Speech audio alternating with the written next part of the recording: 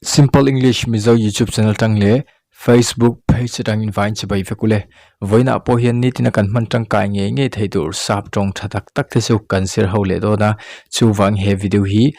atop thlengin lo en chok ro he video hi lo en chok ni chonin heng thumal te hi ilo hre thiam ma ti chonin all sam takin ilo mang thiam don ani ti chonin pakhat ngen du che kan ei chu he ka YouTube channel hi ila subscribe rilo ni chen khoi te milo subscribe sakla ti chuanin mamo tur angai hret I thian te hne na te I u naw te hne na te ti chuan email hret te hne na po he ka YouTube channel hi lo hre hre vela ti chuanin he ka video ka siam te hi khoi takin an hne na ilo share ve nge do nia kalom takse tani ole he video hi ka siam chan pahni oma achan pakhat na chu enge ti chuanin heng thumal te hi ni tina pakhat le pakhat kan imbiak na hianin kan mangtam ema ti chuanin kan hriat ngai ni in ka hriat wa ania ti chuanin achan dang le chu enge ti chuan heng thumal te hril fian le ahman dan video lo siam tor request kan ya chuwang chuanin he video hi lo siam kani bokani ti chuanin message lamatang te ti chuanin Facebook page comment lamatang te ti chuanin YouTube lama comment na lama tang te hianin video siam tur hian min lo request a khami min lo request song kha kam ho veka ti chonin kalo siam chhozel don ani ole hetianga min lo request thina fangpon kaloma ti chonin ka YouTube channel ten lo enthina ka Facebook page te min lo follow a ti chon ka video song te min en saka ti chon min lo share sakna song apo thinlung takin lom thu helai tang hian ka soini bokro se ole kalome lo tan khalang o SUPPOSE suppose SUPPOSE suppose a omzia chu karing ti soina po hianin kan mangthai ani ma se he karing ti soina hi ai thil za adik ani ti karing ti soina chun kan manglem do ani karing ti hai pa ngai deu kan soina hian kan mangthin ani entianan he tiang hian lo mangdon taila I suppose he is walking I suppose he is walking omzia chu na athok ani karing ti na ani entina ithiam pa puya kha phone in ilo call ta ilo phone charger ma se a ring koi thak thin ani chuwang chonin a ani chu na athok aniang emo na athok ani karing tia isoidon I chonin I suppose he is walking ti hi I mangthai ani ti chonin I suppose Moya will come back soon I suppose Moya will come back soon. Omzia chu Moya alo ho thuai don ti na ani. Ti chuanin I suppose you will understand. I suppose you will understand. Omzia chu ihriat thiam karing ti na ani. Tuna voi khatin soirulang o 1 2 3 I suppose he is walking. I suppose he is walking. I suppose Moya will come back soon. I suppose Moya will come back soon. I suppose you will understand. I suppose you will understand. Ole, alom ome. I suppose ti chu karing ti soina point kan mangthai ani ti chuanin apani na tan chuanin I suppose hi hei tool ti na te ti chuan kan ril ru a hianin kan ti pai vak lo ma se a tool fanga kan ti ngai ang chi soina po hianin SUPPOSE suppose kan mangthai ani entinan I suppose I should go I suppose I should go omjia chu takalangai ti na ani entinan ichian ten hen khan thingkung hnuaya eloin fiam ta ti chuanin ilen chu ma kan inu khan dar ko lo horo ati cheni ti chuanin dar ko alorita ma se ichian ten chun ila in fiam tui em ani ma se dar ko arek to chuanin I ho ngai ta pe lo chung khanin I ho kha ngai ta ni chuwang chuanin I suppose I should go I mang thai ani ti chuanin I suppose you are right I suppose you are right omje chu idikani ka ring ti de pon kan soi theng chu ma se aril ruwa chuanin adikani ti hi za aring lo ani entinan ithiam pa nen lo nial ta nial pai to lo wang khanin nang mai dikani tia isoi du na khanin I suppose you are right hi I mang thai ani ti chuanin I suppose you can do. I suppose you can do. Om je chu iti thai ka ring. Om je chu atul awang te po aniang chu khatiang atul awang te ti chuan kan ril ruwa hai thil za ani tak tak kan rin lo soina po hianin I suppose hi kan mang thai ani. Apathum na tan I suppose so hi kan mang tam em ani. Om je chu he tiang hian let ila chu tiang chuan ani ka ring ti soina po hianin kan mang thai ani. You know I am right. You know I am right. Misovin he tiang hian kan le theng chu kadik ti hriatro ti na ani ti chuan he tiang hianin kan chang le thin ani mizo chuanin I suppose so om je chu ani ka ring emo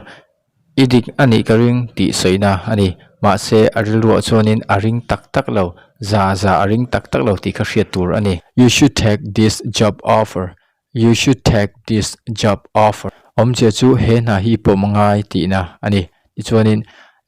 tiang hian lo chang ta I suppose so. I suppose so. Om je chu angai kai phon ka ring ti na kha ani mai ta ma se za chu he na hi idu tak tak lawa ti chuan nang ma nen ain mil tak tak po i ring lo ni ma se atu lawangin ila po ni thaya ila lo po ani thai. Ole tu nai chuanin he thumal te be supposed to. Be supposed to. Aman dan le achan kansir hauton ani. Be supposed to hi chu ngai tu ti de po hian mi so in let ila kan let thai ome. Ti chuanin helai beb aom je chu nge ti chuanin am is are was were kha asoi du na ani. Etiang hianin example a kan mang thai ani. I am supposed to stay here but I will follow you. I'm supposed to stay here but I will follow you. Om je chu heta hianin ka om atula emo heta hian ka om angaya ma se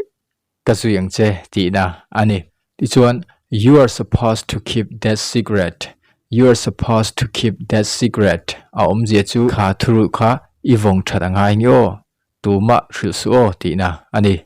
Ti chuanin everyone is supposed to line up. Everyone is supposed to line up. Om je chu mi zong song an din tlarangai ti na ani. Ole kan zir bel ma hianin a sentence in rem dan hi lo en tai la ta hianin bebi a khanin isec kan mangta ti chuanin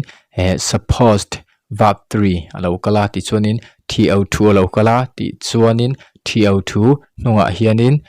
verb 1 hi alo kal le ani tiang hianin I mangdu ni chuanin hemi sentence structure hi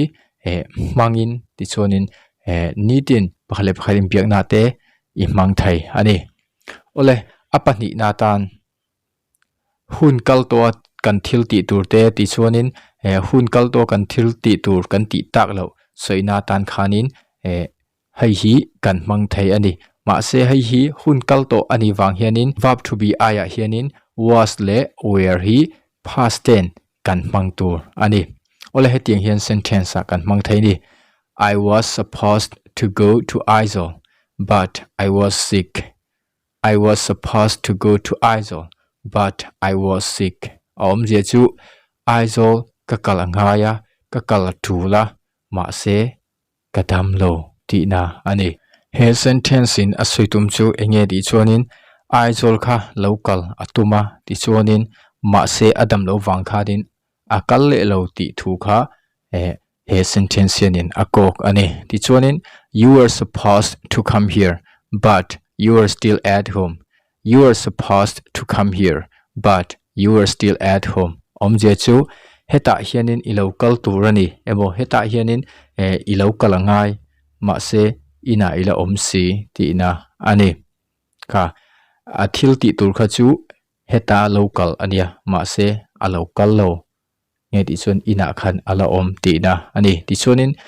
they were supposed to study. Om je chu lekha inzir tur ti na ani. Lekha kha a student ten an lo zir lo pon mai thani chu wang they were supposed to study ati thai ani. Ti chuanin she was supposed to call me last night. She was supposed to call me last night. Om je chu ama hian mai chia she chu mai chia ti na ya ama hianin nisan khanin min call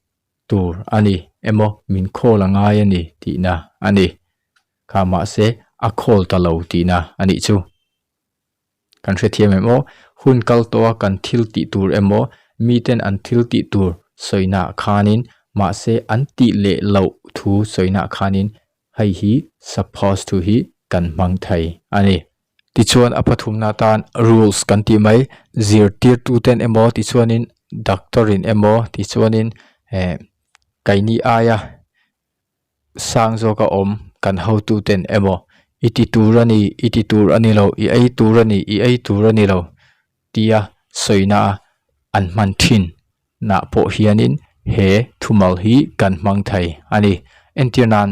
Ruota is not supposed to eat spicy food. Ruota is not supposed to eat spicy food. A om sia chu ruatan ai in thaka ai tur ni lo ti na ani